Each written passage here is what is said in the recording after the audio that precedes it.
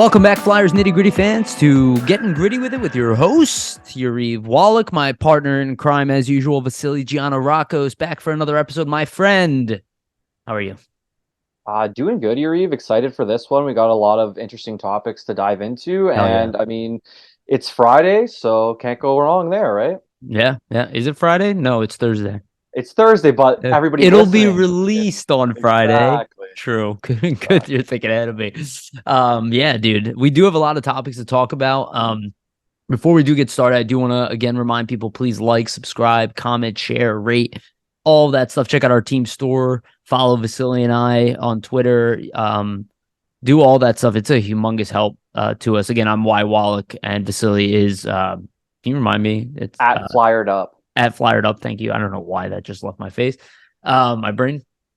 But yeah, doing doing anything like that is a humongous help to us. So, and we've seen that happening. So thank you all so much, by the way, for those who have done that. It's noticeable. Our numbers are going up. Our last episode was like our second best episode we ever had. So thank you all. It's been amazing. And we're glad that you guys are strapped in and excited. Yeah, we got some great stuff coming up, and hopefully some stuff at the draft later on in the month. So it'll be great. Yeah. We will be having draft content. We will update you guys more when we know things for certain. But we were just talking about it off camera. We got some cool stuff planned that we think you all will love, assuming everything goes well. So we'll announce that going as it should. Not even goes well. Things should pan out. It's not like a hope and a dream. All right. And another shout out to Jim Steaks. They are the sponsor of the show. They've been closed for a while. I do have an update that they are rebuilding right now. They are close to open. I believe they're supposed to open this summer. So shout out to Jim Steaks on 4th and South. They will be reopening soon. So make sure to check that out. Again, we have not been taking any money from them at all for the sponsorship. So you guys see that in our articles and whatnot. I know I'm not great at announcing it here, but once they're back up and running, I will be announcing it on a regular basis. But again, check out Jim Steaks. Shout out. All right. We got some good topics today. We'll start off talking about a little bit of Cutter Gauthier, update on him. We'll talk about Brad Shaw. We'll talk about the outdoor game that was announced. We'll talk about some rumors that have been going on. We'll talk about a really interesting interview with Keith Jones. And we'll talk about just kind of, what we think the team is doing. And, kind of do our opinions change after kind of hearing, Jonesy talk and, a little bit of Briere. I would say Jonesy's been more open so far. So a little bit to go off of there and see if maybe our opinions change, what we think could happen. And then we'll end with playoff stuff. So good stuff there. And let's get into it. So first of all, let's just talk about Cutter Gauthier for a moment. I know you've been following from a distance. I have too. I haven't actually watched a lot of the games. So this is definitely ignorant. This is like highlights based. I've seen a good amount of Cutter Gauthier at this point, but not like enough. I'm not scouting him, and I want to make that very clear to those who are watching. We will be scouting him at one point, and Vasili and I will have much better feedback for you guys because eventually we will get a really good look at Cutter. But so far in the World in the World Championship, so playing against men, and we've referenced this before. Right now, Cutter Gauthier in 8 games has 7 goals. 2 assists playing against men. 9 points. Yeah. 9 points. Now, he is not the top point producer in the tournament, but he is definitely up there. Let me just double check here. He is 3rd with 9 points. He's 1 behind Rocco Grimaldi, who's got 10, who's on Team USA as well. Oh, I'm sorry. This is all Team USA. I'm not looking at the league. On the team, Rocco Grimaldi is number 2. And TJ Tinan, which I do want to talk about him a little bit. That those guys are leading the team. But again, they're older veterans, where you look amongst this group, it's really all veterans. And then Cutter Gauthier is, the high-end talent of this group. And it's really showing. The goals have all been sick. They're all skill goals. They're all wicked shot. The one he scored, I think it was today during the day, as we record this, was just beautiful top shelf release, like clearly an NHL release already. And really, really impressive. The guy who leads the tournament in goals is Kubalik, Dominic Kubalik. He is a veteran at 27 years old and put up 20 goals in the NHL last year. So put that in a reference for you all. Clearly, Gauthier already scores at an NHL pace from what we can see to some degree. It's really exciting. What do you think, Vasili? I'll open up to you. Yeah, for Gauthier, it's exciting stuff. Like just looking at the stats, I mean, seventh overall in scoring. I mean, that's pretty impressive. He's playing in a tournament amongst other NHL players and players who've played in the NHLs for years. I mean, he even has technically more goals than Nikolai Ehlers. Obviously, he's joining a little bit later on there, but still, right? Like that's impressive stuff. I obviously haven't been tuning into the games as of this point. I've seen Ehlers had, highlights sorry to cut you off. Ehlers has 5 goals in 7 games. in 7 games, yeah, which is really, really good. Yeah. But either way, like if you look at it right now, I haven't seen most of the games, but more of it's been highlights, things like that. So just watching highlights of a lot of Gauthier's goals, it seems like he has a shoot first mentality, which we kind of have seen from him in certain things. When I've watched him in a couple games at college, he does love to fire the puck when he has the chance, and I think that kind of shows the confidence in his game. He isn't even afraid to do it amongst men, playing in 100%. like an uncomfortable situation, right? Because you are playing kind of a level up, playing with guys that are in the NHL. Obviously, it's a learning experience for him. So the fact that he's continuing to take his game from college and not be afraid, to And, do the things and that that have showed made in him his successful stats. there. Yeah, I'm sorry to exactly. cut you off, but just to add that shows in his stats. He was colder in the beginning, and now he's on fire. Yeah, right. So like he hasn't really been afraid to take his same game that's made him successful so far and use it here, and that's a good sign to kind of see the confidence because a lot of it with these skilled players is always confidence. Right now, it's going to be a semifinal matchup. I think it's Canada Latvia, and then USA and Germany. So I'll likely watch those matchups and then the finals there in the bronze medal game. So it should be interesting to see who makes it through. I mean, likely it's going to be USA Canada, but there could be some upsets along the way. You never know with hockey, but Yep. just for Gauthier, I think this experience in general to play potentially in a final or even bronze medal game for him with NHL regulars and hold his own and being the top 10 in scoring in the tournament like this, that's can't be more ecstatic from a Flyers perspective. Like the Flyers are probably looking at this and saying, "Wow, like this is a guy that we're going to be looking towards probably next season as somebody who can join and immediately potentially be a almost top six impact." Right. Mm-hmm. So He's tied for 7th in points at a 1.13 points per game. And he also is tied for the lead in plus minus among U.S. forwards as well. I don't know if he has the highest in the tournament. Let me see. He is tied for number 1 wow, with, so that's really good. yeah. So add that into the mix, the fact that he's 19 years old in this tournament and Playing well defensively. Yeah. essentially almost leading in goals per game. And he's 1 goal behind in goals per game and has a plus minus of 11. So safe to say the kid is heating up. Everybody who doubted that he's high end talent, I mean, Top five picks. So usually they yeah. are. Again, this is stuff talked about. Like just because you don't see it in the very beginning, you're buying a mold of a player you believe. Like Yeah, and it's there are not no just a shot surefire too. I players. remember seeing a highlight of one goal where he His skates hands. in really quickly, carves around a guy, and just rips it. And you're like, okay, he does just impressive. I noticed this even before watching World Juniors earlier in the year, and even just like some college games for his size, because I believe he's what like 6'3", 6'4", something along Something those like that. lines. Yeah. He's a pretty big kid for his Double age, checked. and for his size to be able to skate in that fashion with that acceleration and kind of get around defenders like that, it's really impressive skill set. He's listed at 6'2", but I do remember him being listed at 6'3" also. Yeah, So I'm not sure. But to your point about size, he seems big on the ice, right? Like yeah, exactly. he has a wide stance. He's quick. He's He powerful. plays that almost power forward type game, but he has, I think, more skill than your traditional power forward Yeah. would. It's hard Seems to like to me. actually kind of put a finger on what he reminds me of. Yeah, It's there's a kind of like lot of Jeff different, Carter a little but bit, I but he think he's a doesn't little play the more. same. I think he's a little more physical than him, He's to be he also has honest. like a more finesse look to the way he played. Not that Carter was lacking finesse, but I Yeah, felt like Carter was like a very like stand up style, like go up the wings yeah. and rip it. You Yeah, know, like I think Gauthier shoots definitely as often or close to as often as Carter. I think there's more play, it's a like not different to say, type of shot. yeah, different type of shot for sure.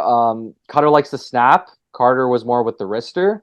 Um, Cutter obviously wrists as well, but I would say if you look at their games, like I think there's more kind of playmaking vision out of I him. I have mean, Carter I obviously is a have a good playmaker name. too, but I have a sure. name that I think it's an old one, but I think maybe a little bit his game is similar. Danny Heatley.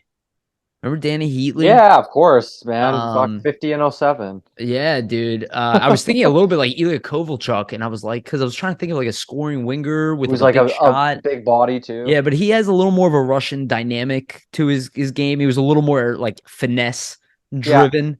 Where I a lot think more Danny Heatley was, dangles, I would yeah, say. this guy Gautier seems more like a pure shooter, but he does obviously have hands and the ability to play make, and the way he had that one Heatley, I where he like that picked. comparison. It's interesting for sure. Yeah, and it's a guy who's capable of being a 40, 50 goal scorer in the league, top line guy. Now, he had an unfortunate, for those who don't know who Danny Heatley was, he was a top pick in the draft. He was one of the best players in the NHL. He went through a bad car accident. I forget the player on Shane. I can't remember off the top of my head. It was with one of his teammates who died in the car. Yeah. And then he was just like never the same after that. So that was a weird story. But Danny Heatley was a star player. I mean, like without a doubt, was a star Yeah, player. at 50 goals, I think a couple times. Yeah, him So and Ilya really Kovalchuk good. were carrying that team. That was like the I mean, for the Flyers, right? If Gautier's anywhere near those two, that's home run, it, obviously. But it's looking like it could be progressing to that point. Obviously, you don't want to jump the gun. You need to see him do it at the AHL level. You want to see him do it in the I, NHL. But I'll be the honest with you. I fact that he don't. can do it, the fact that he can do Sorry. it amongst NHL guys in this type of tournament shows that like the skill is there for him to be successful at the NHL level, in my opinion. I don't know. Let me ask you this. I agree with that, but do you think he'll actually play in the AHL? Because I feel like the fact that he's playing college hockey again, I don't see him playing. Because the fact, okay, if you look at the scores and you look at Kubalik, like if you look at the top scores in this tournament, right? Yeah. Let me just pull this up real quick because I had it open. Okay, top scores in the tournament are. Bum. So Lucas Sedlak is at the top here. He's Yeah, got he's had a good tournament. 5 points in 3 games, just dominating. Dominic Kubalik is up here. Again, 27. TJ Tinan, I think he's also up there in age somewhat, or maybe not, actually. I think he might be younger. We have Nikolai Ehlers up here, JJ Paterka, Rocco Grimaldi, Mackenzie Weegar's up here. Again, my whole point is these are all like NHL guys. Yeah. And you look at the ways he's already proving he can play at an NHL level. So I'm like, another year on top of that. I'm like, I can't see it. The same way we're Oh, like play in the AHL at all. I mean, I'm not yeah, sure 100% if that's going to happen. My thought is probably he goes to college next year, rips it up. I mean, you're going to have that line of what is it? Perot, Will Smith, and Ryan Leonard. Leonard Yeah. playing at the same school with Cutter there. So I mean, I'm sure with him and those three, they're going to probably be a competitive team and potentially Yeah. in the Frozen Kind of a Four or long something like season. that. Yeah, he's gonna have a Yeah, long right. season. So I'd imagine really good season there. And then he probably gets signed and comes over and finishes the season with the Flyers. I would think though, like if let's say the Phantoms are in the AHL playoff mix again, maybe they want to get him in that playoffs, right? So. You know what That I would be think, my thought. But and I think about this too, and I've heard this, and again, I know Russ Cohen said this. And again, shout out to Russ Cohen. I don't disagree with him on like player evaluations that often or anything like that, but he did. He said the whole thing where like, oh, Cutter Gauthier is not dominating like Adam Fantilli is dominating, and like to some degree, that is true. But if you look at Fantilli's team, they were definitely better than Gauthier's team. Like it has Cutter an Gauthier effect, didn't yeah. have a great Boston But he still team had over around. a point a game. That's my Like that's point. what He was still matters, the right? leader of that team. And you throw 3 very talented NHL rookies, or I'm sorry, NHL drafted players on there. Uh, you might see a level of domination, and obviously it's a year afterwards. And again, I this is could not to take away see, from Fantilli. He yeah. obviously is a step above Gauthier to some degree, but I don't think it's very fair. Like, you don't I dominate mean, hockey by yourself yeah. unless you're generational. As long as Gauthier is healthy next season for the full year, like at college, I can't see like why he probably won't be in the Hobie Baker mix, just based off kind of the tournament he's having against NHL talent right now. It just leads me to believe and points me to believe like, Imagine their okay, power play. you're doing this against guys that play in the NHL. So what are you going to do against, other kids that you're playing against in college? And there's even going to be kids now that are a year younger than you while you have an extra year of experience. So like, Yeah. it just all points to him probably having a dominating year next season. Yeah, totally agree. So yeah, stay excited for Cutter Gauthier. I mean, so far I would say he's exceeded expectations. I don't think most people would have pegged him to be where he is right now. I think they thought he would have a good tournament, but I don't think that people expected this level of domination from a 19-year-old kid. And he's getting better. It's like, again, that's why I wanted to point that out. when you were saying that, his production, because like in the beginning, he wasn't like he's over a goal a game in the second half of these. You know what I mean? Like if he would have came in with some experience, it's a good Yeah. chance he'd be leading the whole tournament in points. And if you Yeah, look because at he what some has of the seven. names He has here, 7 goals in 8 games, which is really good. So again, if he's doing what Nikolai Ehlers is doing, you yeah, know what who I has mean? all 5 goals in 7 games? I mean, Yeah, it's actually less. He's got 7 and 8, so it's like, I think it's super impressive stuff, and he's doing it with skill. It's not like he's in front of the net and tipping shit in and getting lucky. no, he's Like, coming in and taking control and doing, like I said, doing what he did in college, where he had so much success, and kind of translating it to the World Championship yeah, Series. absolutely. All right, let's move on to our next topic. Our next topic is a rumor that's been going on, apparently pretty strong. I don't have any inside sources on this. I didn't even look into it that much, but Brad Shaw, the Flyers assistant coach and head of defense, a coach who's had, quite frankly, a really good start here. With just the improvement we've seen with certain players, you can tell he's been effective Yeah. in his role. And again, turning the penalty kill into a weapon again, especially when the right pieces were in place. He definitely showed enough that people really want him. And right now he is interviewing for a head coaching job. I forget the other team. I do have the Ducks listed here as their strong favorite. I don't know if he's going to actually get hired. I hope he doesn't. And apparently the potential replacement is Brad Larson. I think a lot of that is just completely guessing. But we'll see what happens. I don't want to see Brad Shaw leave. I would be pretty upset, quite frankly. I'd be much more open to losing Rocky Thompson than Brad Shaw right now. But I think it's a reflection of how good of a coach he is. Yeah, he's obviously a really good coach. So that's why you have, other teams calling, looking to interview him for a head coach position. I think it's teams that are kind of gonna look to be on the rise.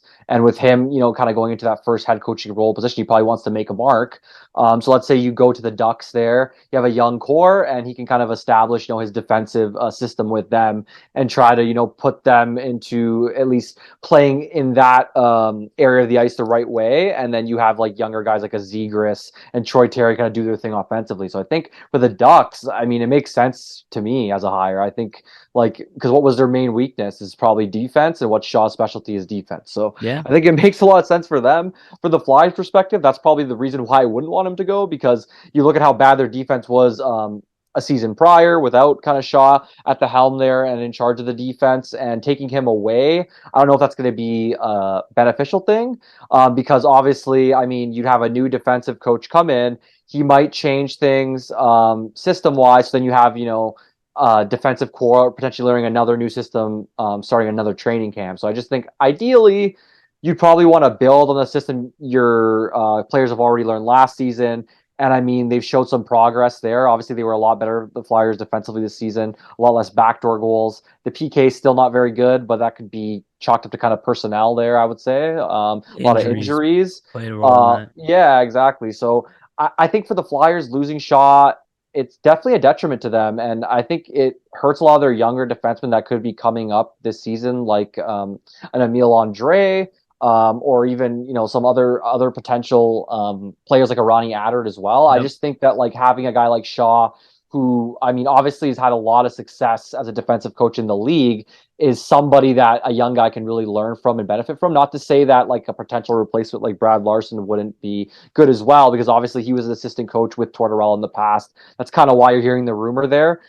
Realistically, we're not in the room. We don't really know what's going to happen. I just think for the Flyers and just their cohesion overall, losing Shaw wouldn't be the best. But I mean, congratulations to him if he does end up getting a head coaching position, because I think he's really worked toward that these last number of years. He's been successful essentially everywhere that he's gone as an assistant at this point. So Yeah, and you can't deny him the opportunity, right? So yeah, you understand why it's there.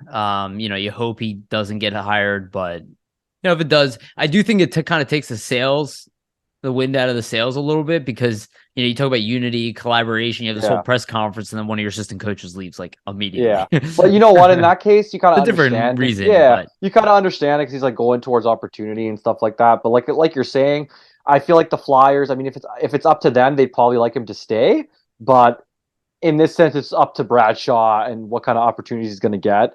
And just to dial back for a second, one thing I forgot to mention actually with Gauthier here, he had I believe 45 shots in the tournament. oh right, yeah, And yeah, the next closest was 26, which is kind of crazy.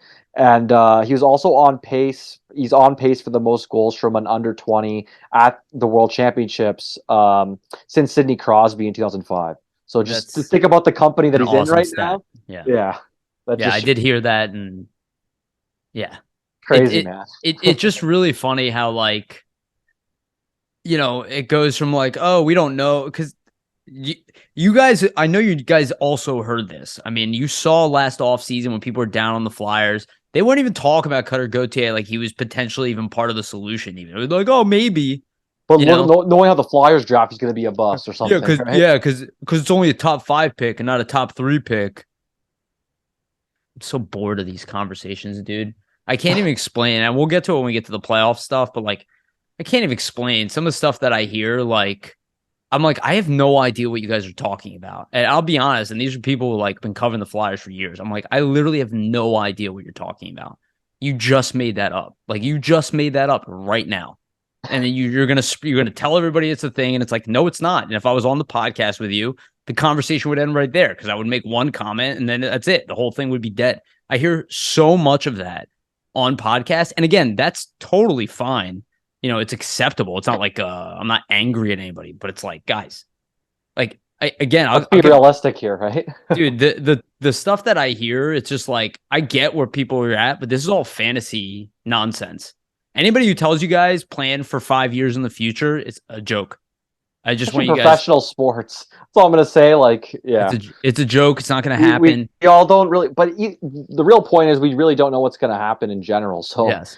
could be 2 years, could be 5 years, could be 8 years. Yeah. That's Who that's knows? why I don't really care about any of Yeah, the exactly. We'll see. rumors that I hear. We'll see how it goes, right? In terms of just this new regime and everything Yeah. on that. The rumors right now, I would say until the draft, mean absolutely nothing. Well, you'll see action at the draft. That's when we're going to see the first inklings of stuff happening. Maybe a little before, because you know what, it looks like Vegas might sweep as well, as Florida's already in the final. So we might have honestly one of the earliest Cup finals ever. Like, it's not even June, and we might have the final set, which is kind of crazy. Yeah, you're not wrong, man. It's wild. Yeah, we'll get to that in a minute. So let's move to our next topic. So this one, shout out to Chris Mayer, who brought this up in private to us. Like, he just had a feeling it was going to happen, and he nailed it. So the Flyers get selected for the Stadium Series to play at the MetLife Stadium. So New Jersey will be the home team there against the Devils. And I'll be honest, I mean, I don't actually care that much about outdoor games unless we're in them. So I get excited by that. Exactly. Because it's just been way too many of them. And I think they realize that now, and you're not really getting like a bunch every year. That's definitely overkill. But having that one, I think there'll probably be a couple next year. You should do a Winter Classic and then like one or two Stadium Series ones or something now. Well, against the Devils, it's so fun because that's a good so one. Local. Yeah, it's like you're literally like, I mean, here in Philly, like that MetLife Stadium is going to be probably full of Flyers fans. Yeah, exactly. Because New Jersey fans are not as diehard as Flyers fans. And I don't think the Flyers will be anywhere near as bad as people suspect. Now, we still have to deal with a tough New Jersey Devils team. Don't get me wrong. Yeah, but Flyers fans usually show out for those outdoor games, right? And kind of pack it out. I would say, yeah, they'll probably be a good mix. In terms of why they kind of do Devils Flyers, I think it's great for the NHL because if you look at it really, when was the last time the Devils and Flyers were really like intense rivals? Probably early 2000s, right? And I mean, if you think about it, that was a big moneymaker for them back then. Yeah. So from a marketing perspective, I see what the NHL is trying to do because they're kind of trying to reignite here. I mean, you have an up-and-coming Devils team that looks like they're going to be really good for a while, an up-and-coming Flyers team here with a lot of young talent. And even, more younger players coming probably into the mix next season. So I think they're kind of trying to pit them off against each other, and we might see even more of these down the line with a lot of the same players. So be a great way to reignite a rivalry. Yeah, and same division too. So I'm sure, like in the next, 5 to 7 years, you will see some sort of Devils Flyers playoff series. I would not be surprised, right? Yeah, and it'll be an important game for both teams because it'll be interdivision. And again, I'm not expecting the Flyers to sell and be a dumpster fire next year. No. I know other people are expecting that. Like I said, I don't think they're going to sell. I don't think they're going to sell everybody. I think there'll be some strategic subtractions, but it's not as large of an overhaul as everybody kind of expects or thinks, right? Dude, I don't think majority of the stuff that we heard is true at all. I'll be honest with you. Yeah, we'll see, right? It's all a wait and see situation, but kind of based on what I mean, Keith Jones was saying in a lot of his interviews, he's dropping a little bit of inklings and some hints, but we'll have to see, right? Obviously, it's all talk right now. It's always the actions where we'll kind of see the plan in motion, and that was the thing we kind of brought up last week. It's really hard to know and hard to evaluate. So when you hear people kind of speaking about, well, we know they're going to do this, and we know they're going to do that, there's really not a lot of strategy that they've kind of opened up about. So I just think it's really, wait and see. And the draft's going to be a big indicator of everything, really. Yeah, absolutely. I think that it's the catalyst to real change.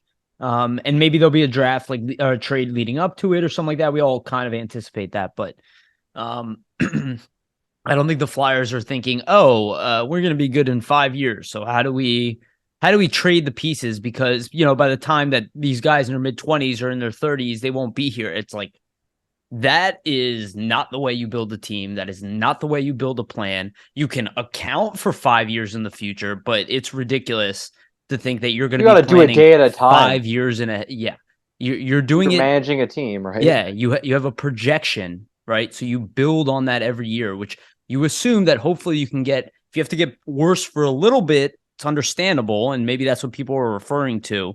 But I still don't see the Flyers in that position. Yeah, I mean, you look at this past season, you see a lot of progression from the young guys. So that's kind of a thing that I look at and say, hey, well, those guys progressed like that this year and just got this fresh kind of opportunity. Yeah. You give them the opportunity again next season. Who knows how they're going to perform if they do even better. Plus, you add some other younger guys to the mix. And I mean, it could look a lot better, a lot quicker. I just think that kind of like Steve was saying last week, like the Flyers, they do have a lot of young prospects and a lot of young pieces in place that look like they can be, pieces Players. for the future and good players, right? Yeah. So like that's why I look at it and I hear 5 years, I say like, you know what? I don't see it being I really can't see it being that long. Like I personally, in my opinion, like I see probably 2 years until guaranteed like okay, you're in the playoff mix every season type of thing. Sure, yeah, and that makes sense. And I was even listening to like Daily Face Off, and they did a thing on the Flyers. And I'm sorry, I don't know your name. Whoever was talking with Frank Cervalli, but they were talking about the Flyers, and they're like, "Oh, that defense is something they'll probably look to change." They're like, everybody there was benched at one point, including Ivan Provorov, and I was like, "That is incorrect. This is the stuff I'm talking about." Like, clearly not expert on the topic. Can't be, because you cover all the teams probably. So it's not like you don't know what you're talking about in hockey at all. But it's like, this is my point, is like people are making these assumptions and these stories, and they're just not true. And you don't need inside sources to see that. You can just be like, okay, but that's not what actually happened. Well, yeah, I mean, if you watch just a biased view of it, see, right? That's not the case. Well, so. I find it very interesting that if you listen to our media talk about the Flyers, it's, oh, there's not much here, we're lacking high-end talent, blah, blah, blah. And then you listen to like Craig Button talk about the Flyers, and he's like, oh, you want to be really careful about moving these guys. You got some good young talent. That is the non-biased side, by the way, guys. They're saying that, and our media is saying the opposite. So people call me biased. It's like, okay, no, I'm centered. Actually, I'm just looking at it as it is, and I know not to jump ahead or behind. No, well, this is really the way to kind of evaluate, right? Like the Flyers have a lot of young players that made the jump to the NHL level that did well this past season, but it doesn't mean, I mean, the younger guys that they have below them that are also going to make the jump are going to do the same. But It's encouraging because you have one crop that's already kind of done that, and they're probably going to be able to build on that. Most likely, that's typically what will happen if you look at the way player progression will go. So let's say you have those players from this year, then you have the prospects behind them do the same thing. Well, then you're really cooking, and then you really have something, because now you don't just have two lines of guys that are young players that look like they can contribute. You have about three. So that's kind of what you need to build a successful team, right? Exactly. So, and to build on that, that's why you're building iteratively, because you don't know what's going to happen. You could get potentially better. Yes. Or there could be a step back from certain guys, and you're thinking to yourself, well, maybe, you know what? This guy could not be a part of the longer term plan, but let's move someone else or shift somebody else into this type of opportunity. It's all like you said, iterative process. Yeah. And like the team's kind of looking at it from like, okay, let's see what happens next season. And then I think the offseason next season is going to be like a big kind of free agent shopping for them potentially. Yeah, But I don't no. think they're looking to add too much this offseason. We're going to get into that. Yeah, we'll get into that. So actually, let's get into the next topic because, like, speaking of nonsense rumors, this is one that we just wanted to bring on here because we thought it was really funny, and Oh, it's hilarious, we were man. talking about it in the back end, and I saw it making its circles. And again, I'm not trying to pick on anybody specifically, but Cole Caulfield, the RFA, that the Philadelphia Flyers will be trading for his rights, which and giving him a monster contract, obviously, as well. Because it'd be And that upwards of would 10 million, I believe. right, and that would require shelling out Four four first first round rounders. picks. And I see that and I just start laughing. For one, if a team is building over the next several years, are they going to give up 4 first round picks for one guy that they already passed up in the One guy draft? who's an undersized winger, You also. guys think they didn't think he was going to be a goal scorer in the NHL level? Like I know No, but he. not to say Go that ahead. like Cole Caulfield isn't a really good player. I personally think he's going to score 50 goals, and I called him an undersized winger. But like, I mean, I don't know if Caulfield's a guy you're going to build your team around. Like personally, for Well, me, if I'm team building, I mean, a 50 goal scorer, you can build your team around any 50 goal scorer. But like, if I'm team building and I'm the Flyers, what do I build my team around? A first defenseman and a center. You know what I mean? Like, well, I'm not it, going to build my team you're around a you're winger. also very deep at wing. Yeah. It doesn't really, yeah, like incredibly deep where like if you traded, let's say, Cam Atkinson and Scott Lawton, it would actually make sense because you have so many young wingers that look like they have enough talent to be on your NHL roster right now. Yeah. So And I think there's zero chance of this happening. I think this rumor came out of Montreal for a reason. okay, Um, maybe this definitely. is the agent saying it. I don't know. Well, I mean, they're probably trying to obviously negotiate for Yeah. some high value contract, and if this gets out there, I mean, you start hearing things rumble, and then you never know. You put the pressure on Montreal's front office, I guess, but like they're probably laughing too. They probably know Yeah. like we have this guy under control. He's going to be our player for us for a while. I personally think Caulfield will sign in Montreal as an RFA. I can't really see him leaving. And I also don't first think he's off, getting $10 million. yeah, I mean, like he hasn't done it for a consistent enough period of He's time. been I don't think, healthy. yeah, to deserve that type of contract for that amount of length. But the first thing is, if I'm a team right now like the Flyers, who technically they've been saying they're in a rebuild, what rebuilding team have you ever seen in your lifetime give up 4 first round picks in a period where they're supposed to be Be rebuilding drafting and and it could drafting be it? top 5 picks in that. Yeah, exactly. Like, why Yeah. would you do that? And how does that make sense towards making the team any better? There's no logic behind the deal. So, like, Yeah. there's no way I see this front office doing that just based on what they're saying. Yeah. And then And you saw the Carter Hart rumor, right? Too. Carter Hart for him straight up. I didn't see that, but that's Oh, even okay. more nonsense. From Yeah. that to the Fire. I mean, all of it doesn't make sense. Personally, trading, a number one goalie for a A winger number one winger. doesn't make a lot of sense just because the Flyers wing depth is so strong. Like if you're trading a number one goalie for a number one center and they have no bona fide potential number one centers, then yeah, I get it. But like Yeah. the winger thing, it doesn't make a lot of sense It to me. it doesn't make sense when you have a guy like Gautier coming up. You have wasn't it Tyson Forrester who lit up the You know NHL when he what played. though? If you're a contending team, let's say you're a contending team right now, like, and you're A thinking to yourself, contending team, sure. yeah, and you're thinking to yourself, you know what we need? We need that, Sure. 40, 50 goal scorer could be dynamic for us, and that's going to put us over the top. Like if you're, for example, I don't know who in the playoffs right now that just kind of like is out that got upset, like maybe Carolina. Like, I mean, they're probably not going to do that They because of already the did money. that once. Yeah, the money thing, obviously. I don't think they're Yeah. going to do that and dish out 10 million. But I mean, like that's what I mean, right? Like if you're a contending team, maybe that's something you think about. You know what? Let's sacrifice the future in these draft picks because we're trying to win now. But the Right. Flyers aren't trying to win now, so Yes. like they're building for the future. So sacrificing those 4 first round picks, it's nonsense in It general. doesn't. Yeah. And then to lock yourself up in a huge cap hit. None of it When makes you're sense. already in cap trouble right And now, again, really. Cole Caulfield is awesome, but he doesn't necessarily fix the problems that the Flyers have. He would help with the goal scoring without a doubt. He'd probably be the 100%, best goal yeah. scorer on the team outside of Konechny immediately. Oh, 100%, yeah. But Very talented. again, that's not the reason we're losing games. So puck possession is. So Yeah, and usually, what do you need to play a puck possession game? You probably need strong centers up the yeah, middle. They usually control the ice for you, not a winger. So, like, yeah. personally, we said it on this podcast a long time. I think the Flyers' main focus really should be up the middle, and I mean that's my opinion on that. Yeah. Like, I could see Caulfield if they really have problems with him, like they try to do what Columbus did with Line, right? yeah, And trading for Line by moving their high end young player. Like, yeah, and that's why I get like why people are throwing Carter Hart out there, but like I do not see a world where Carter Hart is getting traded yeah. personally. Me neither. Um, and actually, that's a perfect loop into our next conversation. So our next topic, and this is a shout out to I think it's called Jacob Sports. So I wasn't aware of this, but if you guys have not noticed, Keith Jones is everywhere, Oh, on all the podcasts. everywhere, which is He's even in Toronto which on I love. Overdrive. Yeah, dude, he's been everywhere. And he linked up with former Philadelphia media man, Derek Gunn, for those who are aware. And he had a really good interview with them, and it was pretty long. Very interesting, yeah. Yeah, and there was one topic that I want to bring out of it specifically, and it's at the 23-minute mark. You guys can go to their YouTube channel. Again, they have like 30-some thousand subscribers, so you should be able to find them relatively easily. About the 23-minute mark, he got to ask a question, not by Derek Gunn, the other guy, and I'm sorry, I don't remember your name.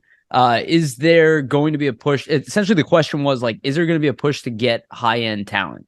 Essentially ignoring the fact that Konechny's here, which, again, I heard that the other day. Oh, the Flyers, they don't have any 40 goal scorer guys. I'm like, what the fuck did Konechny do this year that makes you think that he wouldn't have hit 40 goals? He would have, yeah. Yeah, exactly. So it's like, okay, so again, a comment not true. But I thought it was really interesting. And the guy questions talent, and Jones just straight up goes like, I can promise you that is not happening. There are no big trades like that to bring in a high-end guy. So again, when you hear the Cole Caulfield, kind of puts the Caulfield shit to rest there, right? Like they have zero plans to make any kind of as of right now to make some kind of move to bring in a high-end talent type of guy, which you guys can insert whoever you want there. And the one thing that you point out, and we'll talk about this in the playoffs thing, he goes, none of the final four teams in the NHL have a guy making over $10 million a year. And again, like, and he essentially talks about depth, and I say it on here all the time: depth wins championships. He talked about balance and how important it is to be balanced as a team. Again, another thing we talk about on here all the time, that people keep talking about high-end talent, and you see the dialogue is not there internally. They're talking about balance, depth, playing a certain way. And he goes, when we find what we're looking for, we're going to keep it. And that doesn't sound like a team searching only outside for what they're looking for. I just want to make that clear. That's what I took away from that. What do you think, Vasili? Yeah, I mean, I think Jones in that segment there, he's kind of just laying the ground, like not laying the groundwork for what you can expect, but he's almost dropping hints of like, hey, don't expect us to make a splash for the sake of making a splash, or make a move for the sake of making a move. Like, we're gonna make strategical moves that make sense if they make sense. Like hypothetically, let's say the Flyers look to trade, somebody this offseason that you wouldn't expect.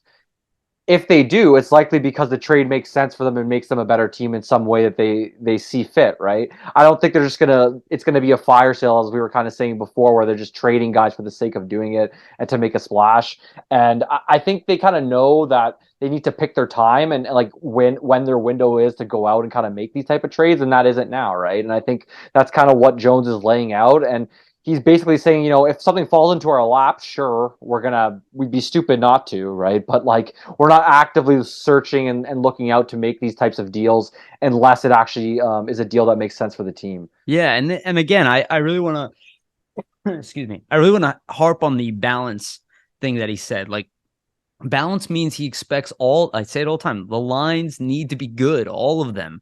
Like, you don't just find high-end talent and your team is winning. You can see it. We'll talk about it in the playoffs thing. I mean, we can mix it in here too, but you can see that in this playoffs. You can see the group of teams that are doing well. It's not like, oh, they have the best player in the league. Matthew Tkachuk has been playing out of his mind. They have star players. Lines of good players, yeah. They have star players. Don't get me wrong, but it's a collection. If you look at the way the Flyers are set up, it's like there is depth here. There is depth in certain areas. You just want to plug those holes up. You Yeah. don't want to create brand new ones unless, again, it either makes you a better team now or it will make you a better team in the next 2, 3, 4 years, right? Like, again, I bring this up with the Provorov thing. You're trading Provorov, I expect to get another potential Provorov.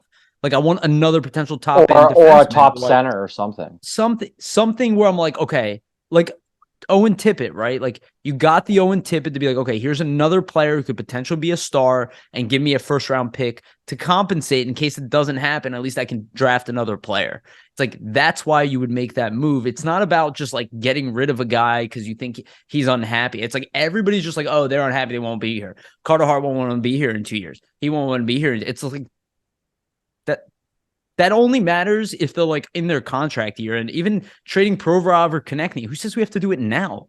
What if they continue to play well? What if Provorov plays better next year than he did this year? And then What you have if more leverage if you do trade him, really. what are they like already done? You guys think that they're like 28 years old? They're not tradable anymore? Like these are not Yeah. real. Like our fan base is so beat up that I just know every trade we're doing, we're losing. Every You single got to blame Fletcher for that one, Dude, unfortunately. exactly.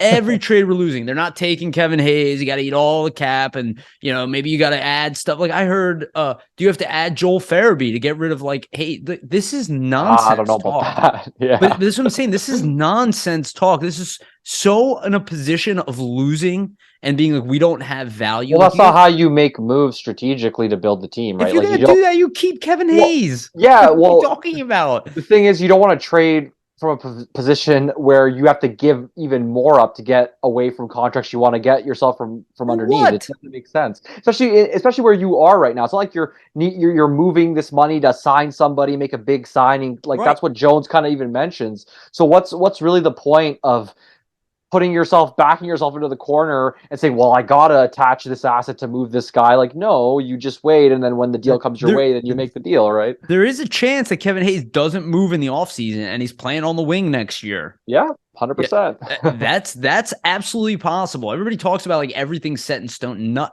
I wouldn't say any of these things are set in stone. I would say it's probable that he may get moved, just They're looking at definitely like the trying to landscape. move him. But Yeah, you're not going to lose the trade to move money.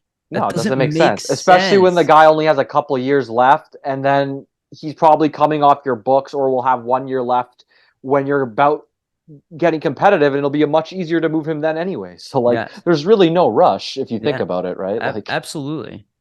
Yeah, I would agree. And so the other thing that he's been saying, it's been coming out, and he's said this multiple times, is how important it is for him to build from the back end. yes, And then yes, you yes. hear the idea of trading Carter Hart, and you're like, well, That's not building from the back end at that all. doesn't Yeah, sound like he agrees with that. And then the idea of breaking up your defense and starting over, that's not going to happen. Now, I think ideally they'd like to move Sanheim. If you can move one of the defensemen, that's the one that makes sense. But it's it's going to be tough. I don't think it's impossible Provorov gets moved or anything like that. But it just doesn't sound like a team that's desperate to get rid of defensemen. I mean, That's all I'm saying. if you're building from the back end, obviously they want to find guys that are going to be kind of like their top horses and be able to play against other teams' top lines, things like that. I mean, I'd say Provorov is already one guy that you have there. I think they need to probably add another defenseman that can play with him and also be a top pair guy. Like I personally don't think Sanheim is that guy. I mean, obviously Cam York's played really well, but you can't just put that on him either. Ideally, I think the Flyers are probably looking for somebody, either a young player that emerges and can fill that role potentially. Like you don't know what Emil Andre is going to be, not to pencil him into that role, I don't. but you never know. They Anything's won't ride possible. on that. Yeah, exactly. Anything's possible, and I know the Flyers are riding on that. So, like in my opinion, they're probably going to be looking in the next couple of years. Okay, where can we make a move? Where can we lose salary? So, like you're bringing somebody out that's potentially high money, and then bringing in a defenseman to kind of slot in on that first pair as well. Yeah. And maybe that to your point, Yariv, starts with Sanheim getting moved. Maybe they just don't think, okay, now we're paying him this money. This is a contract that the previous regime signed here. So you know what I mean? Like they might not be too in love with that and try to move him. I personally think, and I look at it this way, like if you're building a defense from the back end, right? And this is why I look at it. I don't think Provorov's gone really, unless it's the player who wants to to move. And in that case, I mean, if that's his request, the team will move him because they don't. You're gonna lose him for nothing. Yeah, you're gonna lose him for nothing if he doesn't want to be here. And if personally, if I'm building a team and I'm team building and even in any company, any corporation, any job, and somebody's working under me, I don't want people there that don't want to be there. That's like not a recipe for success, right? 100%. So any team would say that too. I would agree. Yeah, exactly. So like personally, I mean, look at Provorov and the way he kind of tailors his game. Workhorse in the gym, Again, on the only ice, defenseman not benched. not to get benched, on the ice all the time, plays a ton of minutes, defensively responsible, kind of just like does everything that you would want outside of the game to get prepared and be a pro and be ready to play. So like if you're building a team or a back end, like wouldn't you want your younger defenseman to learn from that guy? Say, hey, look at him. Well, that's how you should prepare for your games, prepare to be a pro. So like that's why I think Tortorella really likes that part of his game and just how he's always prepared and ready and that's kind of what he preaches. So I find it hard to believe that they're going to want to move him unless he actually himself wants to go. Yeah. Especially with the building through the back thing, because if you're building out of the back end and you have young guys coming like an Adder, like a Andre, wouldn't you want them to learn firsthand from a player like him? I mean, personally, if I'm the coach, that's what I'm thinking. Like, yeah, he does a lot of the things that they want to be contagious. And the one thing that's always bothered me when I hear the Provorov rumors is people talking about like trading for the 22nd pick in the draft for Pro. I'm like, guys, you're out of your mind. Like, top 10, man. Top 10 pick. Yeah, but like a top 22 pick is no guarantee at a number 2 defenseman. Personally, not even close. I've said before, like if you can get a top 10 pick for him in this draft, I'd have to think about it just because it's so stacked. And I mean, you're building towards the future anyway. And then, I mean, potentially you could select a defenseman to replace him. So I guess you could think about it. Another thing, top 10 pick, yeah. Another thing too is, I mean, you can maybe grab the best defenseman in the draft. Yeah, and this is for I mean any player that the Flyers, let's say, have the chance to trade here, because obviously, like they said, they're listening to anybody. If something makes sense, it makes sense for them. So like, let's say they trade anybody hypothetically for a top 10 pick.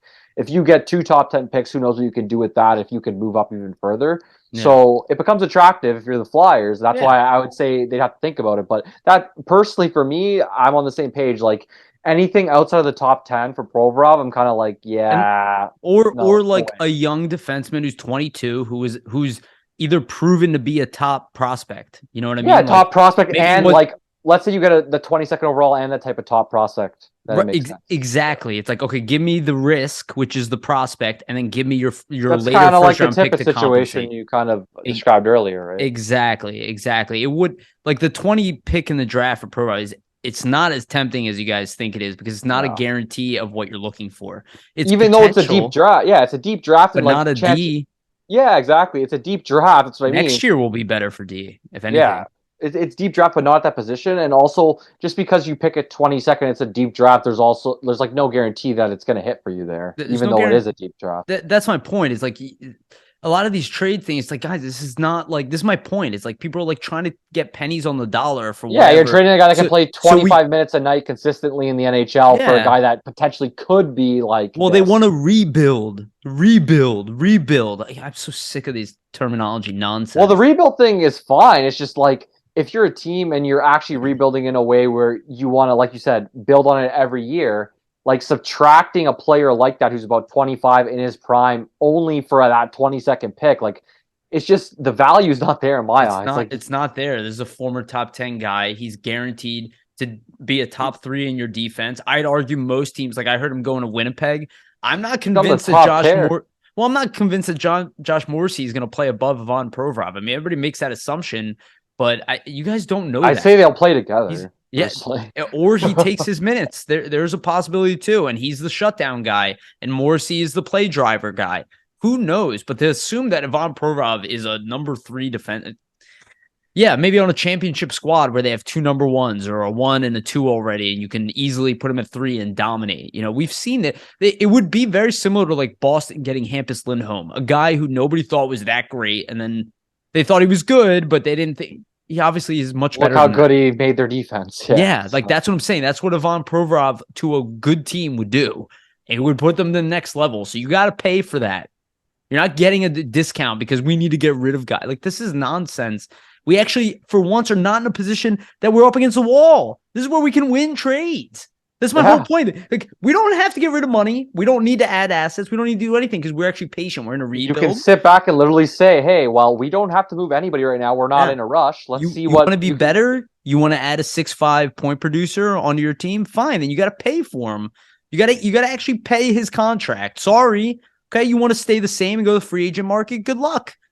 Yeah, they're going to be bad contracts anyway. What kind of contracts do you guys think are being signed at free agency? You think people are getting a discount?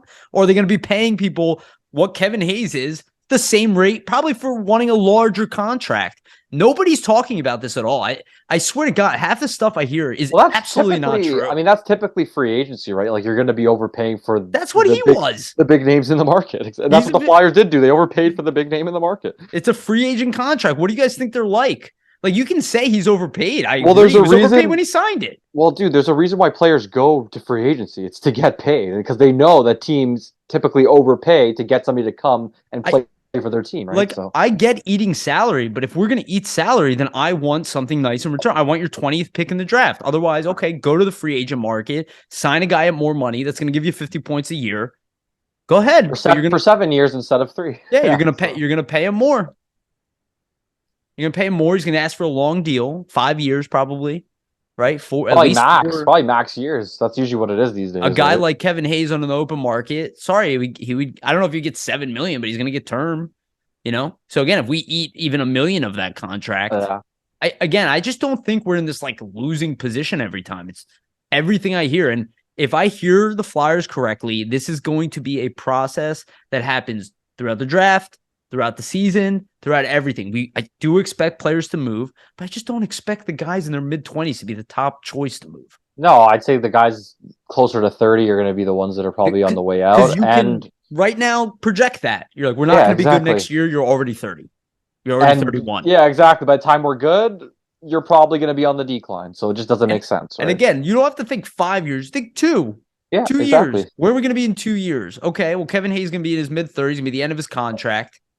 Like, that doesn't make sense. Yeah, to hold on. And that's what we say. Like, I get why people are like, oh, Hart doesn't want to stay here. The reason it doesn't make sense to hold on to a guy like that is because if you are projecting, let's say, a couple of years from now, 2-3 years, your hope is you get your young guys in place of that to kind of get ready, to make their mark in the league, get adjusted, get acclimated. Yep. They have. They already replaced him this year at center, and there's other teams that probably will try him at center. We don't have a Noah Cates, who's one of the best young defensive forwards in the world right now, without a doubt. So I don't know, man. I'm like attacking people who like want to see trades and whatnot. I just hear so much negativity still, and such from a position of weakness that it's like, man, like if I see the Flyers behave this way, like I'll be so sad. And I'm like, I don't think no more Fletcher shit. I don't think we're in. I don't think we're in for that. Just kind of looking at the landscape. But I mean, we'll have to wait and see, right? I just think, like you said, the fan base has been very conditioned over the last 2 years, is where almost every trade is not going the Flyers' way. So I think automatically the perception of players' values that are on this team is lowered in their minds, and that's why you kind of see this type of stuff. Right? People even thought the Wayne Simmons trade was a loss, even though Fletcher did a good job with that. Actually, he just didn't keep the player that was valuable. Yeah, exactly. I mean, that is really. I mean, he traded him for another good player, so it wasn't like the worst thing ever. Tyler Pitlick, but he's worse than serviceable. Yeah, Hartman. Hartman's playing a top 6 role right now for something the Flyers could need. And again, at the time, everybody's freaking out because he was a guy who was drafted at the late end of the first round. They're like, oh, but notice how they're not guarantees. Notice how they take time to build. That's like, we want guarantees if we're trading top guys. Wayne Simmons was at the end of his career. You're asking for Ivan Provorov in the prime, entering his prime. You're not getting a discount. You guys are out of your minds. People are saying this, you're out of your mind. This is how we ended up at this point. It's like we're look at the Sixers, man. If people are aware of the Sixers, they trust the process. They traded away veterans for young players constantly, and 95% of those players did not hit. They don't even play in the league, majority of them anymore. So like this whole idea that like the promise of a pick is so much more enticing than a guarantee of a mid-20 player. It's really a gamble, man. It's really a gamble. Like all I'm gonna say is look at the Sabres. If the Flyers are gonna be operating in that manner, or Arizona where you're just treating everything for picks, like be prepared. It's gonna be very long. And the Very the long, Sabres right? had to trade Eichel. Like Yeah, trading Rasmus Ristolainen was, I get that. He wasn't that successful there. There was an analytics problem with him. he also played seasons like 7 seasons. Like he had a run I there, mean, man. Like sometimes you just move on. It's been you can 7 make that years. case, Like but you can make that case about Provorov. yeah, 100%. That's what I mean. But Yeah. that could be the same thing too, where just the run has come to its end. You really Yeah. never know what's Yeah. gonna happen. And again, that's why I think you astutely said that it would have to do with Provorov in this case. They could move Provorov, but they better get more than what Buffalo got for Rasmus. Yeah. Like, do you see what I'm saying? I'm like, okay. If you compare, if you compare and you think of like, I mean, that's a great comparison actually, because he got what, a 13th overall pick, two A, s- seconds, a and second. Hag I don't a think it's 2 seconds. seconds. A Oh, a second. second and Hag. Haig, and I think maybe even another Uh, pick. yeah. Anyway, but Seventh. like, It was seventh. yeah. Either way, like, if you look at that trade, you have to think Provorov's getting more than that. So then, if Right. you think about, then there has to be a top 10 pick, Right. or something like that. That's my Like, point. I'm like, I'm not yeah. interested in anything that I can't immediately see. Okay, this has a high chance of being another Provorov. At the Yeah. very least, another Provorov. Otherwise, the trade is not worth it for us because we're not saving cap money for any reason. We're Literally, not, yeah. yeah, They're we're not not going to like, be oh, competitive. So. we have three great defensemen, so we're gonna move one of them, like Nashville. Like we have three great defense, we're gonna move one of them because we need a different position. It's like, Yeah, it's not like the Flyers are gearing up to be very competitive. Like I think they're going to be in the mix and be close to the bubble. Like I have to, I really got to see what the opening night roster looks like to make a projection. Like, is everybody healthy? Then I think they're pretty close, to be honest. yeah, To the playoff mix, if everybody's healthy on paper, I could see it. You got to obviously see what additions they make as well, what subtractions they make. yeah. But yeah, like And then after that, you have two high end picks showing up. And by the way, the Flyers are 2 first-round picks next year. So like you're it's heading in not the the right worst. direction. It's not the worst shape. I just think it's a lot of it's wait and see, right? So. Right. It's a Until lot more wait and see than action. yeah, right now. And that's why I think you hear all this other stuff. Because I mean, in a period like this, people obviously imagination could run wild. So And I mean, that's what we saw with that Cole Caulfield rumor. Like yeah, that's an example exactly. why I hate rumors because a lot of people got excited because they love Cole But that's not Caulfield. happening, Yeah, man. look, I get it. He's a star player. I'm not talking him down. I'm not saying he wouldn't have value in the Flyers. He'd be really good. It's just not what they need It's at a this point. fantasy thing that just came Yeah. up. Like it's nonsense. Where they're at just doesn't, like I said, just doesn't. You Yeah. guys can rewind back to that whole segment of me kind of going off. It just Yeah. doesn't make sense for them right now. Look, they could potentially move Provorov, right? In the offseason, go, okay, we're gonna ride Sanheim out. You know what I mean? Maybe we'll give him more minutes. But that's what you're doing. That's what you're Yeah, signing up for. pretty much. And honestly, I think he is probably one of the highest likely. He's also a year older than Provorov. I think he's one of the highest likely guys for them to try to move in the immediate to see if they can move him. Is there some sort of trade protection kicking into Yes, that contract? In July. So yeah, keep an eye out. So Like that's all I want to, that's a guy you could potentially trade for a number 20 pick. yeah, all I want to say is think of not to say it's a similar thing, because I think that I mean a Jeff Carter is in his prime when that trade went down 10, 12 years ago was more sought after than a Sanheim would be at that contract right now. But like think about the Flyers when they trade Jeff Carter right before his trade, right before his no trade Great point.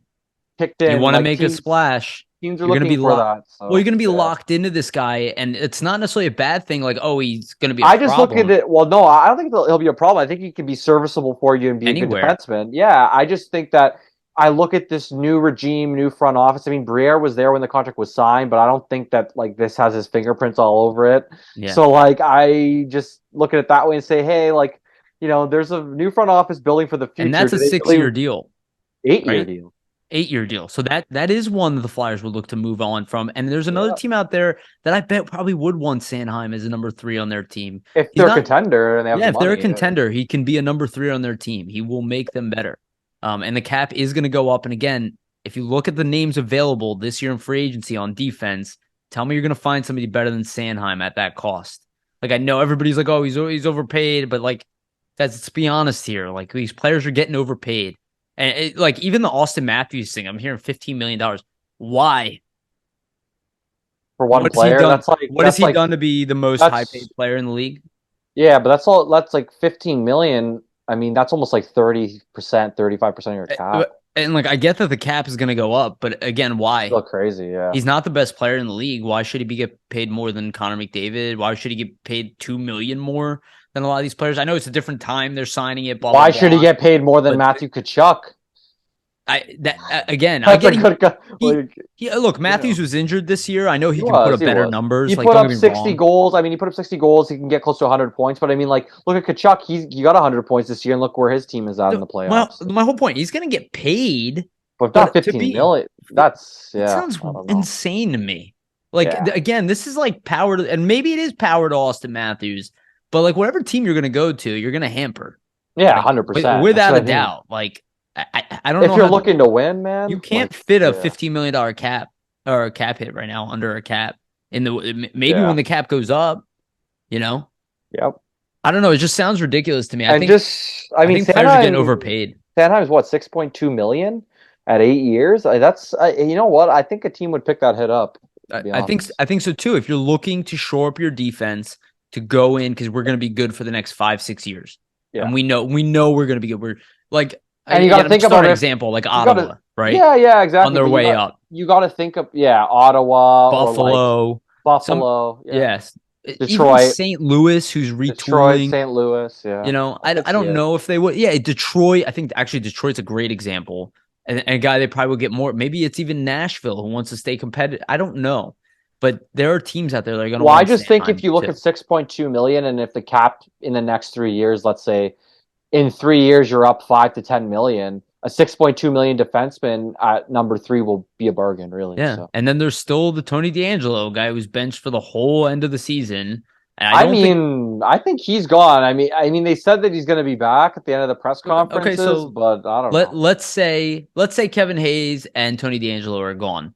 Then what are you desperately trying to get rid of at that point? You just freed up $12 million in the cap. You just had JVR leave. I saw a rumor about JVR coming back. It's absolutely untrue.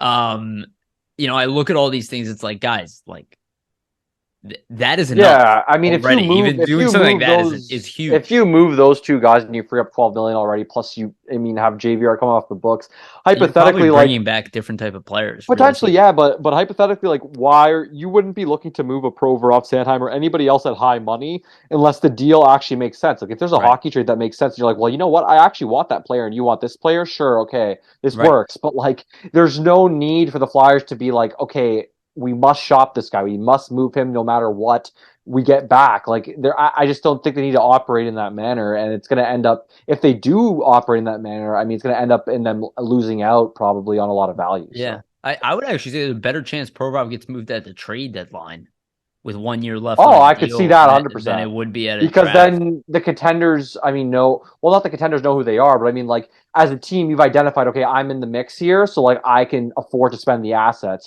I'm going after it. Yeah, whereas like you're a team now and you can project and you could say whatever you want. Think, you know what, our team on paper looks like we're going to be in the mix, or this is going to happen. Like the Hampus Lindholm trade.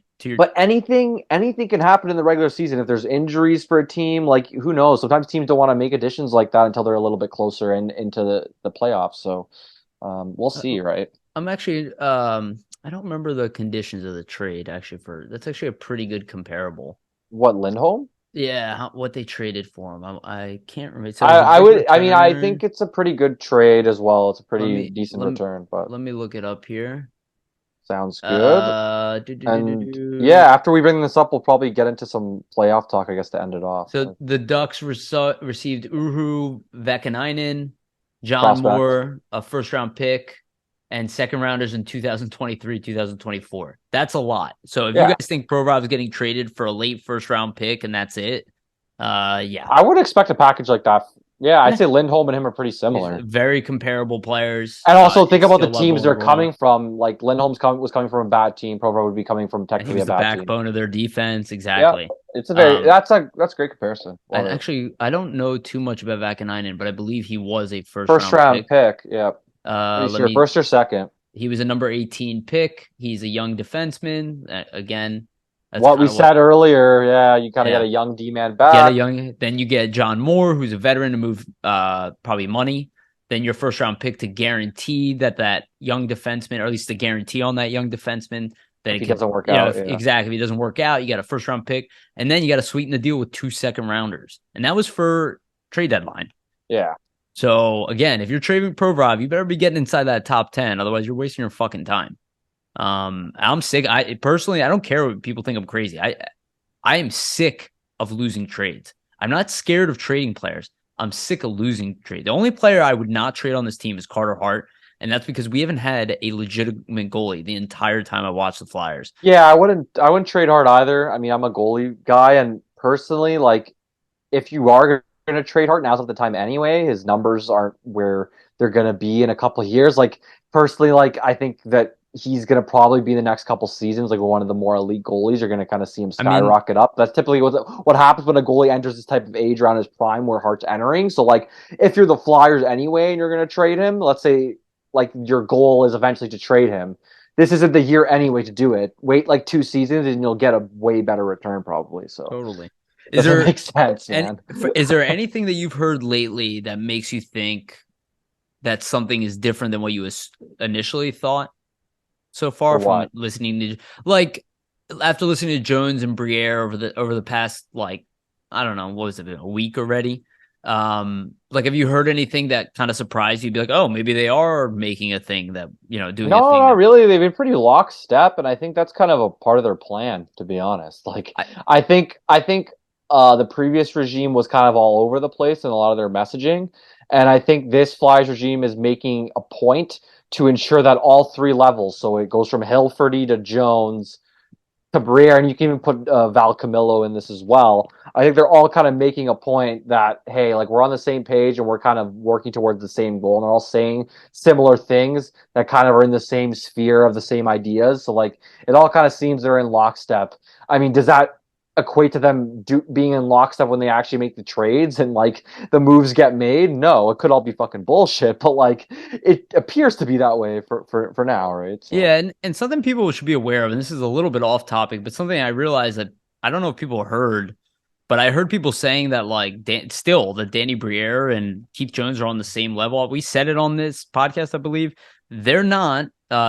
Jones is the senior, and he absolutely can fire Danny Briere. He has firing power. Dan Hilferty confirmed it completely. He is the president. This is not some new. I'm keep hearing, but like, Briere has final say on the hockey decisions. Well, here's what's really funny is that I notice everybody saying that this has not been done here with the Flyers.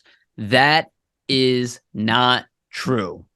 Paul Holmgren was the president of hockey operations after he got promoted, and Ron Hextall was the GM. Who fired Ron Hextall? Paul Holmgren.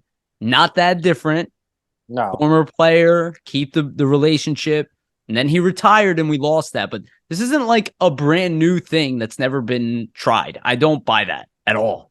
I like that. I like the changes that they made. I like the way they represented it forward to us. The way they sold it might be kind of new, but the reality is the structure is not that new.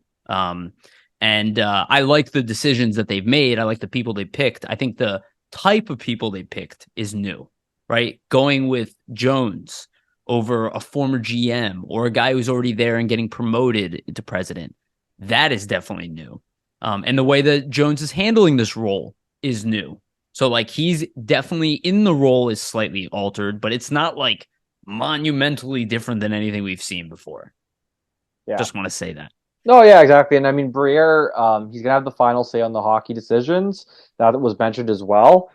So I think it's good that they give him reign there because, I mean, like, he obviously is going to have his vision. He's going to be the one that's really in the trenches, making the trades, kind of building out the roster. But I'm sure Jones is going to have, his insights and his input. I'm sure he's just going to sit on his hands. And he's going to have his insight, his input being taken into consideration 100%. Yeah. And I'm sure if there's things that Briere is doing that he doesn't agree with or doesn't like, he's going to let it be known. It's he has zero say on that. Come on, guys. Yeah. Let's be realistic and they're talking about collaboration. Exactly, right? They don't want to shoot down. They don't want to shoot down ideas from any place, essentially, if it makes sense. Right. So. And the idea that Keith Jones is not going to be involved in hockey decisions is crazy. I think he's going to try to take a step back, a higher view, You know Yeah. what I mean? I don't think he's going to be in the trenches, telling Danny Briere, "Oh, trade this guy," but they'll be talking about, "Hey, I noticed that this." Hey, or what I'm saying is, let's say a trade's in the works. I mean, Briere, obviously, you're going to let your superiors know, hey, I'm moving this person He, for this person. Then that's where the opinions and the I think conversation I think he arises. So doesn't need. My assumption is what makes this different is that, like, kind of what we're hearing from Dubas, where he couldn't make a trade unless Shanahan approved it. I don't yeah, think that's going to be the case, and that might be the thing that's different. Is that Briere can make the move without getting yeah, permission, but if he fucks up over and over he's again, going to hear about it. Yeah, right, exactly. It's not like and I don't expect any of that. I'll make that clear. But I don't think that Keith Jones is going to be completely hands off on the hockey side. That doesn't make yeah, any sense. exactly, It doesn't make any exactly. sense. All right, let's end on our final topic here. Let's end with the playoffs. So as we sit right now, the Florida Panthers are by far the hottest team in the league. They have come back against the Boston Bruins. They have pretty handily beat the very competitive Toronto Maple Leafs, and then they sweep the remaining the best team, at least left in the playoffs from a standing standpoint and regular season standpoint, in the Carolina Hurricanes. They're very tight. Every game was very tight, but they still swept. Insane. So Yeah, they move on to the finals, and then the Golden Knights up are one up. nothing. Yeah, I was gonna say they're up 3-0 in the series, already up 1-0 in Game 4. This could be the first time, at least I've ever seen. I don't know about history, but I've never seen two playoff sweeps going into a final. I've never Uh, seen that either. I don't think I've ever seen playoff set before June, like in a regular Absolutely season, wild. right? Like where it starts in October. So like it's kind of crazy that the conference finals ending could be ending so soon. I mean, if Dallas doesn't come back here and pull a win out, that Florida series, man, was crazy to me because like the first game is fucking six overtimes, and you're thinking like, oh, this is going to be a long one, and then it ends up being a sweep, kind of the opposite. It But was five. like, It was five overtimes, right? oh, At the five end, at the end of overtimes. the fifth, Okay, yeah, yeah. very end of the fifth. Yeah. Either way, like that game's crazy. You want to know how long that game was? I'll put it in perspective for you all. Like I'm trying to watch here. It's like third overtime. Obviously, I fall asleep because it's like 2 in the morning. I wake up and it's like 4 a.m. on the clock, and I see like Poor bastard. Ron McLean, like the Hockey Night in Canada crew, like on my TV. I'm like, is this still like going on? And then like I look at my phone on the score, and I'm like, it just ended as I got up, and I'm like, this is crazy. Yeah, dude. but Poor like bastards. literally, like imagine broadcasting for that long, but like insane series. I mean, insane to see Florida, I think, do this. Obviously, like it's kind of a Cinderella story. I don't think we should really be surprised though after them kind of No, beating Boston. no, it's Um, what they've done is very and impressive. what I wanted to actually look at too is kind of see some depth here. Like if you look at obviously teams' lines in the playoffs and just kind of how you build a team and how to build a team and win. This kind of goes back to Jones's point in a lot of his interviews that like teams are built through depth. They're not going to be built by having the best players at the highest salaries. It usually doesn't work that way. Like we were saying, there's no $10 million player on any of these teams that are left. Like let me just read I out like think some I of the think lines. Barkov makes 10. Okay, I okay. think. Oh Let me. no, what's his name? The Chuck makes 10. Okay, He's yeah. the So highest paid player left. let me read out some of the lines here before. Like they have Verhage, Barkov, Declare, Cousins, Bennett, Kachuk, Lusterinen, Lindell, Sam Reinhart, Lomberg, Stahl, White. Like if you look at those top three lines, like that's a really balanced lineup. Like Sam Reinhart should be probably in a top six, but they have so many good players that he's on their third line. That's usually what happens, right? You win with depth, and Florida has a lot of depth, and they even have depth on the back end with Ekblad, Montour, Gustav Forsling, who's really underrated in my opinion. Like I think he's been a beast for them, and Gudis. Like Gudis, man, like just how he plays sometimes in the D zone and like gaps up Why he against had guys. high value because of his No, but like he's physical physical, but nature, in the intimidating, playoffs, man, it comes in handy. And like just the way he huge. gaps up and wins board battles, like and this is why on the Flyers A personally, tree like stump that I guy. always thought he was like great at what he did in the defensive zone because Yep. you rarely see him lose a battle on the Yeah, boards. because Like he's that's extremely physical player. those are the habits in the game that are going to have you win and go deep in the playoffs, right? Yeah. So Well, and in fairness, when we traded him, he was one of the best bottom pairing defensemen in the NHL at the time. yeah, We just went for the upgrade, right? Niskanen's still better than Gudis, but at least at that time, yeah. it was just, again, what I like about everything, if you look at all of the teams that remaining, and I love what you said that they don't have the best player, I guess, outside of Matt Tkachuk, who's now stepped up his game even Yeah, more. nobody's actually making 10 mil. Actually, there's nobody left on these 4 teams making 10 There you mil. go. And That's fucking crazy. if you look at it, they all have the key recipe that we talk about. They have the Yeah. number one center, especially in Vegas with Jack Eichel. I find it really funny that people don't see him as the number one center anymore. It's hilarious to me, considering he is clearly on one of the best teams left.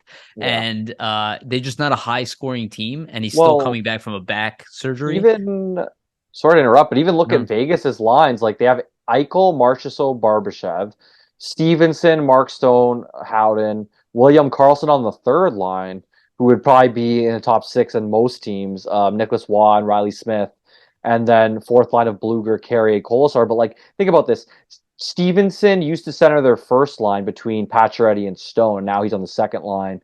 Now you have Karlsson, on the third line used to be their second center. So it just shows like most teams, they have 3 bona fide, like usually they have, a top center and technically like 2 second line centers. That's what it basically looks like. Guys who can play against the best players on the other team. Yeah, exactly. They have to. But like if you think about it, like Anton Lindell's their third line center on Florida. He could probably play on a second line on It's a like lot of other teams. Well, it's like Noah Cates that his defensive Exactly. ability can play against top players in the league Exactly. at a And that's what very you young need. age. That's what you need to win. But that's what I mean, right? Like you look at these teams, and there's obviously a recipe for success, and the recipe is that throughout their Depth. whole lineup, there's a lot of depth and Say a it all lot. the time. You need an entire good Not lineup just to win a not just 2 championship. or 3 good players. They have a lot of good players who contribute in Right. a lot of different ways. So And if they don't have an elite guy at that position, they have depth, right? And that's how you compensate, right? Like even their goaltending, okay, they don't have a number one goaltender, but they have really good defense. They have really good depth, and they have 5 goalies that they can throw out. read out the defense because that's really where the depth shines for Go Vegas. I mean, they have Martinez, Petrangelo, Shea Theodore, and Braden McNabb, Nicholas Hagen, Whitecloud. And same with Carolina and Dallas, by the way. Also, really very deep teams. Very deep teams. We're just not mentioning them, obviously, because they look like they're not going to move on here. But, caveat. But they're built to win a championship. Yeah, They exactly. are. They made it to this point, and, like, we picked Carolina to move on. Like, I know me and you picked them last week. Both of my predictions are wrong. Yeah, both of mine are wrong. I picked Dallas and I picked Carolina. They're both wrong. So I hope no one's listening to us and basing any picks off of what we're saying. Well, we always say we don't get those. I don't do predictions. I know, or do them very well. They're always wrong. Well, I prefer to analyze why they did well. And exactly. Obvious. It's obvious. But when you look at it, just like at these teams in the Final Four, there is a theme, and like we were saying, it points right. Like there's a certain way to build your team to be successful in the playoffs, and having, I mean, the top players and the top talent, the high end talent is needed. You need talented players, but like if the only thing you have is high end talent, it's also not going to work. Yeah. So there's a balance there, right? Yeah. Like, and I notice people do the same thing every time. And tell me what you think about this. Is like people look at the teams do well and be like, oh, that's the recipe. You need to build your team the way that team. But that's not what we're talking about here. We're talking about that you have to be ready to play any single style that a team throws at you. So if they're physical, you need to be able to combat that. If you're faster, you need to be able to combat that. If they have good goaltending, you need to be able to combat that. Like every what does that though? Depth. Right. Exactly. That's how you do that, through depth. That's how well, you personally, my opinion is this, right? Like if you're a team, and if you're building a team, and if you look at all these 4 teams in general, and what I mean by depth is like three lines that can score but also defend, and 2 defense pairings that can score but also defend. And most teams don't usually have a lot of that. Right. Championships teams. Exactly. Yeah. I've only like contenders obviously are going to have this. The top 10 teams have that in the NHL, I would say. Yeah. But they have something close to what we're talking about, and they've all made it far in this playoff. And the teams that try to go in top heavy or, came in with the high end talent, the depth won out. And you see eventually, yeah. You get to the second round and it doesn't last, right? Everywhere. And the teams that are young, notice that they're all gone. I've said this over there. They're not there. Notice there's no young defenseman leading the way unless it's like obviously Cale Makar, yeah. It has to be an exceptional case, like a Cale Makar, even a Miro Heiskanen. Like it has to be an exception to the rule. Well, yeah, look at it with Vegas. Like Petrangelo and Theodore are vets at this. Like They're all vets. Petrangelo's a vet. Theodore's a vet at this point. I mean, he was we was a younger player a couple of years ago. And then you look at Ekblad, he's been in the league for almost a decade at this point. So, well, which one of the defensemen, I mean, that are leading the pack here, young defensemen? Jacob yeah, Slavin, yeah, it's really just 28 Heiskanen years old. it's really just Heiskanen on Dallas, but even and they're losing.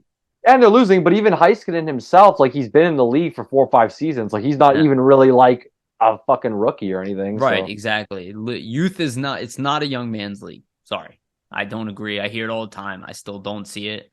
You need young players, you need young talent, but usually that young talent needs to develop into winning. Right. It's typically like, I mean, look at Florida. It's a great example. They lost last year when they were, the President's Trophy winner, and that's propelled them to this point. That sting, that learning to lose. That's a lot of these teams. That's Vegas as well. I mean, Vegas didn't even make the playoffs last year, but I think that has had an impact on them and left a sour taste in their mouth. And so Florida is running on whatever, actually, before we end here, I mean, sure. Yeah, we probably got to make our Stanley Cup final predictions. That's a good point. We obviously, think it's going to be, unless a miracle comeback, it's going to be for Dallas. It's going to be Vegas and Florida.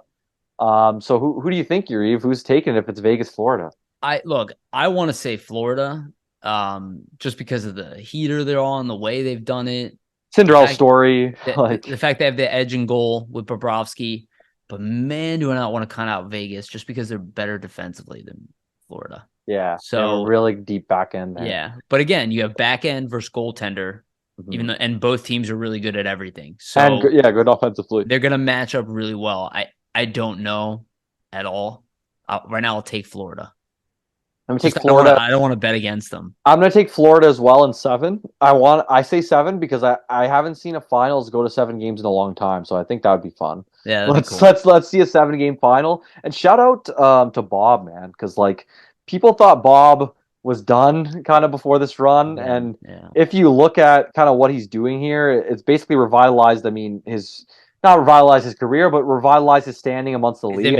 His image. Yeah, exactly. I don't think a lot of people thought that. I mean, he had this in him, and I just wanted to mention, like in his last, last 8 games, Bobrovsky has an 18.45 goals above expected average. So that means he's saving in his last 8 games 18 goals above expected based off like the shot quality that he's facing, which is fucking crazy. He's playing very well. In my opinion, if they win the cup, man, he's gonna get Conn Smythe. It's either him or Tkachuk. And Tkachuk because of the heroic goals, right? Obviously. Dude, it's hilarious. Just like the way he celebrated after those 2 overtime goals. I love. He just, let's go, boys. We're going home. I'll be honest with you, and I've said this before, but he really is the closest thing we have to Eric Lindros in the league. It's similar. He's not a center, but he's got the grit. He's got the hand. Powers his way to the net when he needs to. Yeah, he's got the size. He's got that game winner. Think about that game winner last night. Like that kind of reminded me a bit. That was a little Lindros-esque. He just powered right to the front of the net, wrap around, did not care, just shoots it. Top shelf. I have a feeling that he will impact this draft. That teams are going to be like, is there another Keith Chuck in here? Right? Like, is there another strong-will, savage type of guy? Because again, Ryan Leonard, man, if that's the pick for the Flyers, sounds like a Kachuk he's got type. that attitude, right? That's what we hear. But he doesn't have Kachuk's size and meanness. But we'll see. We'll see what happens. So wait, who did you take in the end? You took Florida in 7. Yeah, Florida in 7. Okay, that's fair. Well, I'll go Florida in 7. Whatever, but I'll probably 7-game series. It'll probably be Vegas in 4. No, it'll be Vegas. Yeah, literally, probably. It'll be the opposite of what these. Yeah, exactly. We've been wrong about everything. So, cool. Anything you want to add? No, not too much. I mean, there'll be an article paired with this one. So keep an eye on Flyers Nitty, guys. But thanks for supporting. And I mean, we've seen, like I said, last week, one of our best episodes ever. We plan to continue to do this throughout the whole summer and keep bringing great content. So appreciate all the support that everybody's kind of giving us. Yeah, and we have more stuff with Steve Corniano's planned. And we'll get back to you guys on that one. Alrighty. Thank you again for everybody for listening. It was a humongous help. Just again, like what Vasili was saying, all the support, the views, the likes, the subscribes, the thumbs up, the comments.